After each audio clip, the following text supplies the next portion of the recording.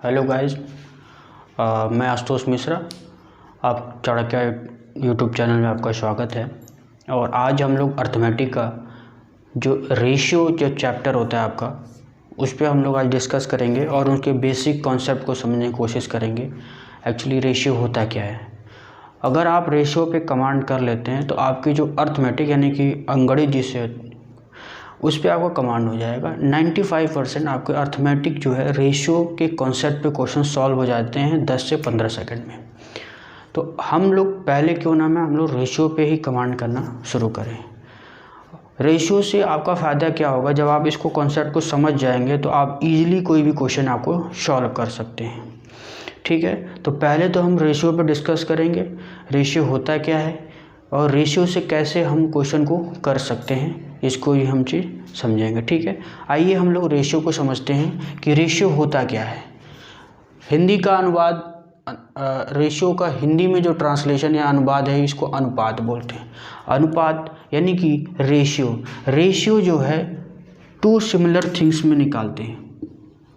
More than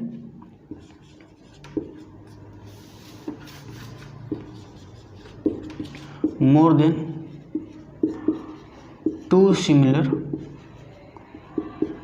object.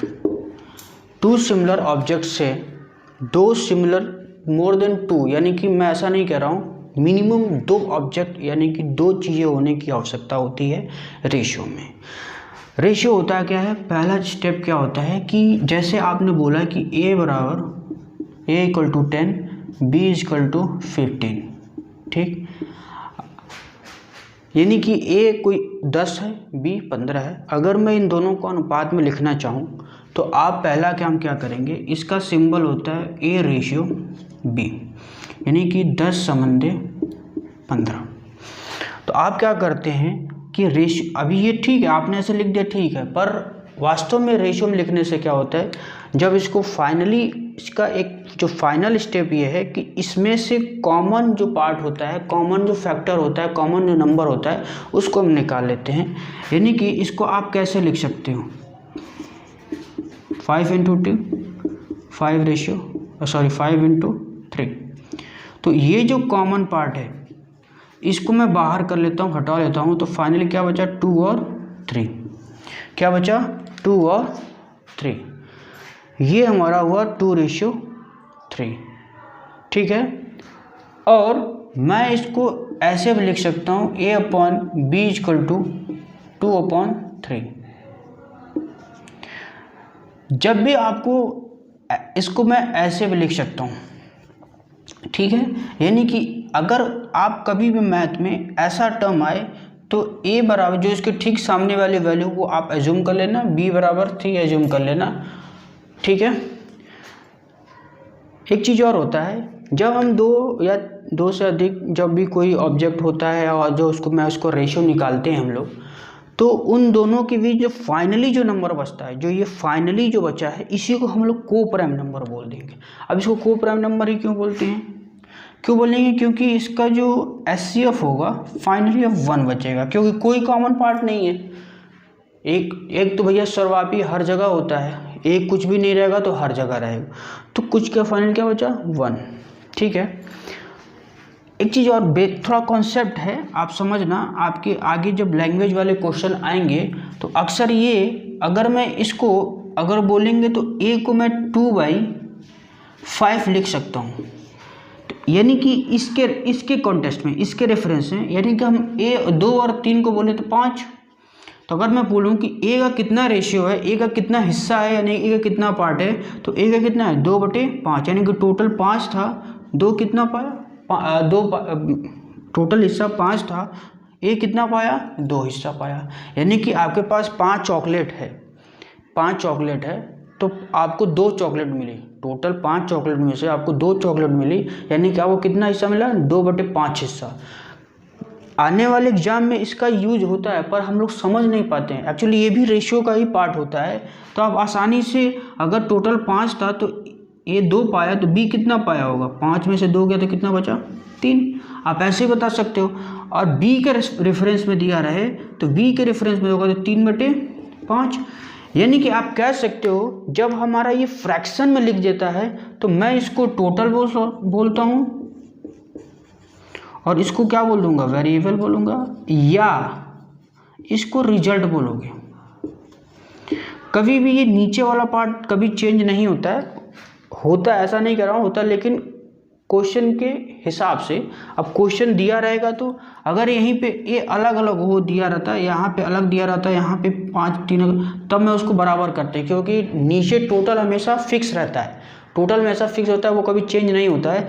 Change कौन सा होता है, आपका डिनोमिनेटर यानी कि अंश। ये इससे अधिक भी हो सकता है, आज आपके पास 10 रुपया, कल आपके पास 100 रुपया भी हो सकता है। तो यानी कि आज आपके पास 100 रुपया है, कल आपके पास 200 रुपया हो, तो बढ़ने वाला काम कौन सा हो रहा है, ऊपर वाला, इसीलिए इसको अंश बोलते हैं। अंश का शाब्दिक अर्थ होता है हिंदी में हिस्सा।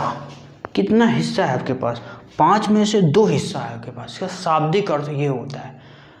अगर आप वास्तव में अगर आप कोई चीज़ सीखना चाहते हैं ना, तो शब्दों का मतलब सीखिए, उसका ट्रांसलेशन नहीं, उसका मीनिंग अलग चीज़ होती है, ट्रांसलेशन अलग चीज़ होती है। अगर आप चाहते हैं कि अगर आपको अच्छे से कोई चीज़ आए तो बुक पढ़ा करें और उसको चिंतन और मनन किया करें, तभी भी आप किसी चैप्टर या किसी भी सब्जेक्ट में आप कमांड कर सकते हो। सेल्फ स्टडी नहीं है तो फिर मतलब नहीं है भाई, कोई मतलब नहीं है। सेल्फ स्टडी नहीं करेंगे तो फिर मेरे पढ़ाने का भी कोई मतलब नहीं है। जब तक आप इस चीज़ को घर पे जाके रिवाइज नहीं करेंगे, आप समझेंगे नहीं। डाउट आना बात की बात है। पहले चीज़ तो जब भी कोई लर्नर हो, सीखने वाला व्यक्ति हो, तो पहले तो कचरा बाहर आकर रखना चाहिए। कि पहले चीज़ तो आपके अंदर जाना है ना, आप पहले ही कचरा रखे हैं, आप काउंटर कैसे कर सकते हैं आप, जब आपके पास कुछ भी नहीं है नॉलेज, कोई चीज़ के बारे में जानकारी नहीं, तो पहले सीखो, पहले लो, फिर उसके बाद सोचो कि भैया ये बोला तो ऐसा क्यों बोला। अगर आप किसी चीज़ का काउंटर कर रहे हो तो इसका मतलब आपने कहीं पढ़ के आया हो, तो जब आप पढ़ के आए हैं तो और उसको मनन करिए, नहीं है तो उसको सुधार करिए। और जब तक आप सेल्फ स्टडी नहीं करेंगे, चिंतन नहीं करेंगे, चिंता अलग चीज़, चिंतन नहीं करेंगे, मंथन नहीं करेंगे कोई भी चैप्टर, और जब तक सेल्फ स्टडी नहीं करेंगे, दोनों एक ही चीज़ ही है। और जब तक आप पढ़ेंगे नहीं फिर कुछ होगा नहीं। दुनिया में कोई चीज़ का शॉर्टकट नहीं है, पढ़ाई का तो खासकर शॉर्टकट नहीं है। अगर आप एग्ज़ाम निकालना है तो आपको पढ़ना पड़ेगा, ठीक है। इस चीज़ को नोट कर लीजिए, इच्छा हो तो स्क्रीनशॉट लेना ले लीजिए, फिर और चीज़ आगे हम समझाते हैं, ठीक है। आई थिंक आपने स्क्रीनशॉट ले लिया होगा, ठीक है ना, स्क्रीनशॉट ले लिया होगा। और क्या था, हाँ एक चीज़ और, अगर आपसे बोल दे कि मान लो मैं समझाने यहाँ कॉन्सेप्ट की डिस्कस कर रहा हूँ, ये चीज़ें आगे चल के आपको समझ में आएगी कि मैं क्यों बता रहा हूँ, क्योंकि बेसिक चीज़ें हैं आपको, इसीलिए मैं बता रहा हूँ कि आपको समझ में आ जाए, क्योंकि इसका जो यूज है ये आगे पड़ेगा आपको।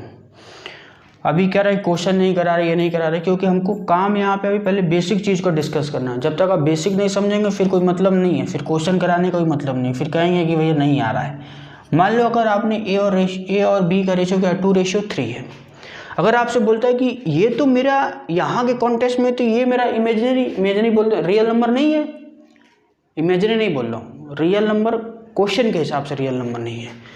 तो अगर आपसे पूछे कि ए क्या है, ये तो रेशियो में है, ए की वैल्यू कितनी है, तो ध्यान दीजिएगा रेशियो दिया रहे, हम उस वास्तविक संख्या के बारे में नहीं पता कर सकते जब तक कोई रेफरेंस नंबर ना दिया रहे। जैसे मान लो बी की वैल्यू दिया रहता, बी कितना है 15, तब मैं इससे कंपेयर कर सकता हूँ। एक ट्रेडिशन मेथड होता है कि आप ए बराबर 2x मानोगे रेशियो के कॉन्सेप्ट में, बी बराबर कितना मानोगे 3x मानते हो, मानते हैं। क्यों मानते हैं, क्योंकि भैया इन दोनों यही x जो कॉमन पार्ट है यही निकला है, तभी नहीं 2:3 बना है ना। यही जो x जो कॉमन पार्ट है तभी जब निकला है तभी ना 2, ये यहाँ से जब 5 निकला तभी 2:3 बना ना। इसीलिए हम यहाँ पे a बराबर 2x मानते हैं और b बराबर 3x मानते हैं, क्योंकि यही x जो कॉमन पार्ट है यहाँ से निकला है तभी ना बना, और तभी मैं b यानी कि 3x बराबर कितना 15। मैं ये बेसिक मेथड बता रहा हूँ आपको, ठीक है। तो ये डिवाइड करेंगे तो कितना आ जाएगा 5। अगर आप चाहते हो कि x ना मानना पड़े तो यहाँ पे डायरेक्ट मैं, ये हमारा b 3 था लेकिन क्वेश्चन में कितना दिया 15, मैं डायरेक्ट 15 से कंपेयर करूँगा।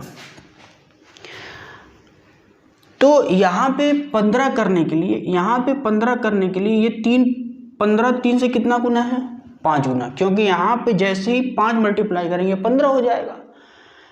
रेशियो की खास प्रॉपर्टी एक और होती है, अगर आपने किसी एक नंबर को, अगर वो रेशियो में है, तो अगर आपने एक नंबर को डिस्टर्ब किया तो करस्पॉन्डिंग दूसरे को भी डिस्टर्ब करना पड़ेगा। तो यानी कि इसको भी 5 से मल्टीप्लाई करना पड़ेगा। ये सेम चीज़ का मल्टीप्लिकेशन क्यों कर रहे हैं? क्योंकि यही कॉमन नंबर है 5, जो निकला है तो 2:3 बना है। बात समझ में आ रही है? तो ये कितना हो जाएगा? 10। तो ये था आपका रेशियो का बेसिक कॉन्सेप्ट था। ठीक है, आगे इस पर हम लोग क्वेश्चंस करेंगे और समझेंगे कि ये होता क्या है, और इस पर आगे फर्दर क्वेश्चन करेंगे। तब तक के लिए धन्यवाद।